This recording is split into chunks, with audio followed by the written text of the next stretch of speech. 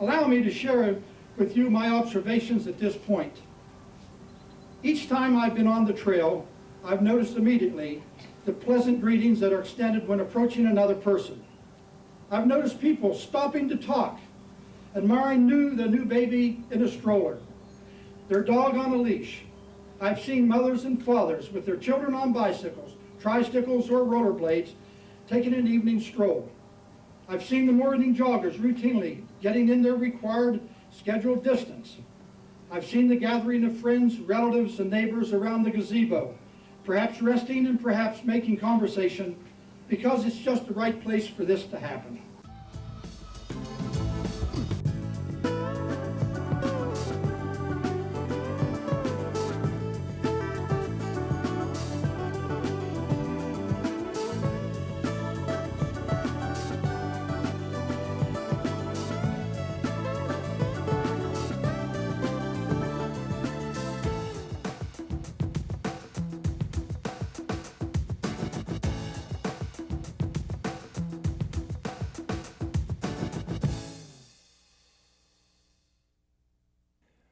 When the W&LE Railroad discontinued its line through St. Clairsville in the early 1990s, a window of opportunity opened for those who, for nearly a decade, had envisioned building a bikeway. The city immediately began the process of acquiring the right-of-way from the railroad, and it is that rail bed that today serves as the north-south route for Phase 1 of the National Road Bikeway. Because the bikeway is designed to be an alternate transportation system, project planners also sought an east-west route, using a combination of trail, lanes, and bike routes. Today, St. Clairsville's National Road Bikeway forms a cross-shaped route over the city. One of the project's key components is the amount of traffic generators and destinations that it links. From parks to apartments, a National Historic Downtown District, neighborhoods, a shopping plaza, schools, office complexes, athletic fields, a post office, recreation center, and the county fairgrounds, all are linked by the common thread of this Greenway project. Because of the hilly Ohio River Valley terrain, achieving the controlled grades necessary for a project of this type was difficult. The city set specific destinations for the bikeway to connect to, and then relied on a local transportation engineer and lifelong city resident to route the project as it left the railroad and to prepare the route's construction plans. The Department of Transportation has design standards not only for the highways, but they also have design standards for bicycle paths. And as an engineer of that bicycle path, we have to meet that criteria. Therefore, to keep costs down, we'd like to make our bicycle path or bicycle lanes follow the existing ground as close as possible. One of the most difficult challenges is to design that bicycle path with grades that meet the requirements and try to keep the costs down as much as we can. So, the city had both, a concept and the land. Now, it needed public support, and the biggest hurdle of all? Money. In 1993 and 1994, the city held several public meetings where it set forth the goal of building the project. Those goals were enthusiastically received.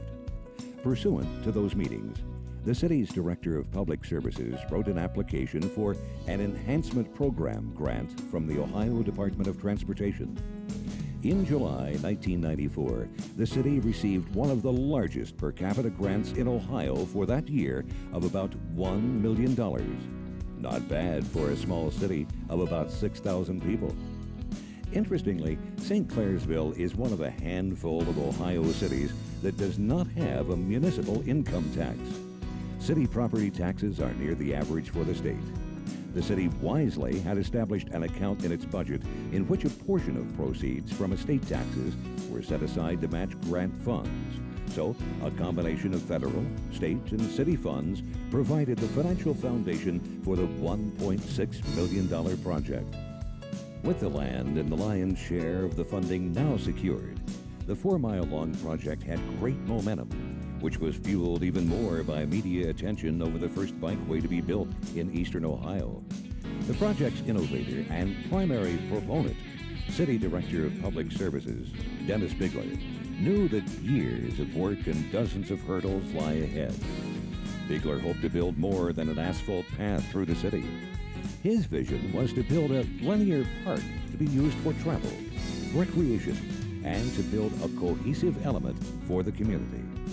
Bigler wrote the statewide award-winning concept plan for the project in 1996, in which he stated his objective: to provide user interest, to educate, instill a sense of pride, a sense of history, to provide a dynamic landscape setting rather than a static path of asphalt, to create a community gathering place, and to integrate this trail into other key city areas such as the National Road, which is St. Clairsville's Main Street. Bigler said his goal was to use ODOT's enhancement funds to create the basic project, and then to add additional features using additional funds along with city money, and thereby enhance the enhancement. As ideas began to develop, St. Clairsville began the important and sometimes intensive work of selling the project to the neighborhoods through which the bikeway would pass. Instead of having a citywide meeting, the Bikeway Committee opted to meet with various neighborhoods one by one so as to address their concerns in depth. There was considerable controversy and apprehension. The city's goal was to convince the project's neighbors that their individual and neighborhood concerns would be met. Russell Browse is a longtime St. Clairsville resident, a Bikeway supporter and neighbor. Actually, I've had experience with bike trails in other parts of the state and all over the country. Whenever I heard that the St. Clairsville was going to put in a bike trail, I was elated. Well, I live adjacent to the trail, and I find the people using the trail are polite, courteous, and people that's using it is not ruffians or anything like that. You see people in wheelchairs. You see young mothers wheeling their babies in the strollers. I've been a resident of St. Clairsville since 1965. And as far as I'm concerned, the bike trail is one of the nicest things that could happen here. There was also some general sentiment in the community that this project was a waste of money, and other needs were more important. But other needs didn't qualify for the hard-won $1 million grant, and a strong core group of articulate, talented supporters rallied in favor of the project, steadily increasing its momentum to the satisfaction of the community's decision-makers and the general public. Today, the project enjoys overwhelming public support, and many of the doubters are now regular trail users. With the concerns of the trail's neighbors addressed, the city's emphasis focused on implementing the design ideas set forth in the 1996 Concepts Plan. The city was closely involved in implementing its concepts with every intricate detail, given great attention. For example, it's no accident that the finish of the outdoor ceiling fan in the gazebo matches the finish of the nearby decorative light poles, or that the color of the flowers in the hanging baskets complements those of the adjacent custom banner on the same pole, or that emergency vehicles can easily negotiate the traffic circle for bicycles that surrounds the gazebo. It's all of the small details that, when taken together, make the project. In order to enhance the enhancement, Bigler aggressively tapped the community for expertise and more funds. David Mertz, a local architect, was one of these asked to help. Well, variety is the spice of life. We were trying to give a number of different venues on this trail so that everybody could really find their favorite spot. And we wanted to make it unique, and we didn't want to have just a long, boring trail, but every so often along the trail create something different, something to attract people, to move them from one venue to the next on the trail. We've also tried to give the walkers some opportunities beyond just walking along the bike trail. This nature trail provides a different texture to walk upon with the bridge and the wooded trail. It's a little more intimate than the bike trail is in terms of nature. You can hear the babbling of the stream next to us, the birds around. So we're trying to just provide a lot of different opportunities for people who are on the bike trail so that, you know, every time you come on the trail, you might experience it differently. And it's more reason to come back and ride it or walk it again. Indeed, It is the project's many features which make it unique. Let's look at some of those features. A 340-foot-long curved steel trestle elevated 60 feet above the stream bed and roadway below. Ohio's only rail trail tunnel, 532 feet long, 42 feet high. The tunnel is paved and has a lighted interior. The lights were carefully selected to preserve the cave-like feel of the tunnel's interior. They cast 90% of their light down, and 10% of their light is up to softly wash the ceiling of the tunnel, which is under the National Road. The lighting conduits are either buried into the wall or underground beneath the trail surface itself. The face of the north head wall contains a two-level overlook down onto the trail. At the top, visitors are 82 feet above the trail surface itself. Benches, picnic tables, landscaping, and a mulch footpath to the school and visitors near the tunnel complete the connection. Rehabilitating the tunnel was no easy task, as George Carroll, president of JD&E Incorporated, its contractor, can tell you. This is an old railroad tunnel that originally was built in 1902. For the bikeway, we were the contractors to install the new head wall. As part of the project, we provided value engineering to the city to maintain the existing trees and to provide a new structural head wall. The new wall was a new concrete, reinforced concrete wall applied to the existing concrete, where we were able to maintain some of the existing structures. This approach involved tiebacks that were installed into the rock some 25 feet, which was able to support the new wall. Again, it was able to provide an ecological approach to the project. We also are involved in installing rock bolts in the existing tunnel, which maintain the existing gunite lining. We installed some epoxy sealant to certain cracks to maintain the gunite lining. Because Jarvis, Downing, and Empsch was involved in both the construction and design of the project, we were able to afford the city of St. Clairsville some money, which helped pay for the stairway. One of the challenges here was the working in confined space. We had to maintain trees, we had to provide hand excavation and hand placement of concrete. We had to use 100-foot cranes to install concrete and handrail and stairways. And we also had the constant challenge of getting trucks in and out on an old railroad bed. As you can tell, all those efforts have come out well. Other design features include numerous small hubs that are located along the project, which provide trail access and information.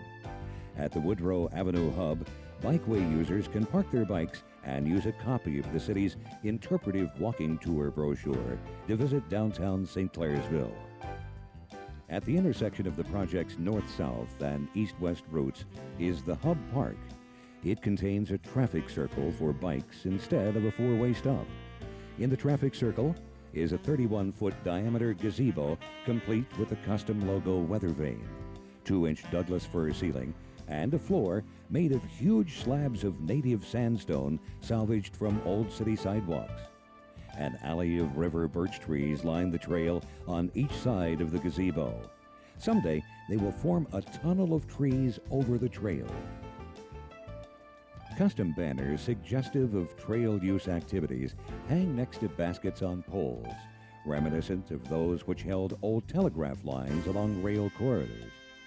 The entrance is identified with a custom-designed sign made of 3/4-inch stainless steel from which the logo was water jet cut to prevent the discoloration associated with other cutting processes. Connected to the Hub Park and the trail is the Nature Walk. Along this 692-foot-long trail are native plantings, wildflowers, a quiet stream, and a 60-foot-long walk bridge. It was built by city workers who carried in all the material so as to protect the surroundings. One enters the nature trail through a rough arbor that will soon be covered by natural bittersweet vines. Other plantings seek to separate the nature walk visually by a wall of trees from the more formal landscape of the gazebo area. The 1996 concept plan calls for this area to be used for interpretive nature education. Nancy Shank was the landscaper who implemented the design-build concept for the project. what we've tried to do is to gather plants that are interesting and educational, well adapted to the area, and yet are plants that people don't see very often. So that each time they visit the gazebo area, each time they come to the bike trail, they can see something new and see something different, something they hadn't seen before. A whole succession of plants blooming from early spring until, like the witch hazel, which blooms in November and December. We tried to keep the landscaping non-commercial. This shouldn't look like every mall development, every restaurant chain that goes in. We wanted the landscaping here to be individual, non-commercial, interesting and educational to the people that come here. Private sector fundraising was another critical part of the project. Local businessman and community leader John Goodman was asked to help with fundraising. We pulled together a committee of 8 or 10, maybe 12 people, and had the initial meeting. At that meeting, we targeted individuals, businesses, civic groups, and clubs within the city, and sent a letter of solicitation out to them to adopt or donate a portion of the bike trail. The response was tremendous. Individually, we had contributions from anything from individual trees to water fountains to adopt a portion of the bike trail. This committee divided the group into smaller groups, 5 to 6 people, 5 to 8 people per person, and there were personal solicitations made. We were successful in raising in excess of $100,000 to personalize and make some of the nice atmosphere that surrounds the bike trail. About $100,000 in private funds were raised for the Phase 1 project. One of the more interesting fundraisers was the Pennies for the Trail program, devised by the St. Clairsville Middle School. In that program, students donated their spare change to the project. Over $600 was delivered in a wheelbarrow to the Hub Park and presented to the city to help sponsor the nature walk. Luckily, we found a local banker willing to count the penny-by-penny deposit. The city sought to instill a sense of ownership in the public by making them part of the project. Perhaps because of this, there has been negligible vandalism and no security problems on the bikeway. Other fundraising included the St. Clairsville Chamber of Commerce donation of $10,000 towards the cost of the gazebo. The balance was from a Nature Works grant from the state of Ohio. The St. Clairsville Rotary Club donated $20,000 for the lower tunnel overlooking stairs, and a separate club, the St. Clairsville Sunrise Rotary, donated $20,000 for the upper tunnel overlooking stairs. Trees, benches, signage, light fixtures, project literature, and so forth were all provided with private sponsorship. Acknowledgments were made by the city using custom bronze logo plaques. Along with raising money, the private sector effort also raised project awareness and support. In fact, there was such demand to be on the trail that once the paving started, it was difficult to keep users out of the way until it was finished. The city sponsored a trail preview tour on a cold Sunday afternoon in November in an effort to address the public interest. Over 200 people came to that event to walk sections of the trail, some paved, some muddy. Again, momentum grew. Many other activities advanced the public support for the bikeway. For example, large tents were set up and grilled lunches were provided to project supporters and neighbors at both the groundbreaking and dedication. Project literature was produced in-house to highlight donations and activities. The city's website was used to coordinate the work of volunteer fundraisers and to keep the public updated on the National Road Bikeway's progress. A quarterly newsletter was sent to supporters. This is a project that does not have an end. New sections of the bikeway are planned. Additional elements are being added. In fact, the latest addition is a bike arboretum, where a variety of Ohio native trees are being planted to line a section of the trail. And the community continues to embrace the project. Realtors tout houses for sale adjacent or near the bikeway. Local businesses and civic groups use areas of it for television spots. The gazebo has been used for wedding photos. Bicyclists Walkers, joggers, inline skaters, the handicapped, baby strollers, cross-country skiers are all at home on the Bikeway. City crews are dedicated to maintaining the 4-mile project. The National Road Bikeway has become a focal point for the city. It's the kind of place that residents show their guests when they visit St. Clairsville. It's also the place that folks quietly enjoy, read a book, and appreciate the outdoors, all in the heart of a busy small city. The vision is in place. The project is indeed more than an asphalt path through the city. The Bikeway is a link between neighborhoods, schools, historic and commercial districts, people, parks, and places. It has softened the urban landscape and enhanced property values. The project serves as an outdoor classroom to the city's natural and built environment. The St. Clairsville National Road Bikeway is a lineal park and an alternative transportation system that is enhancing the livability of the city.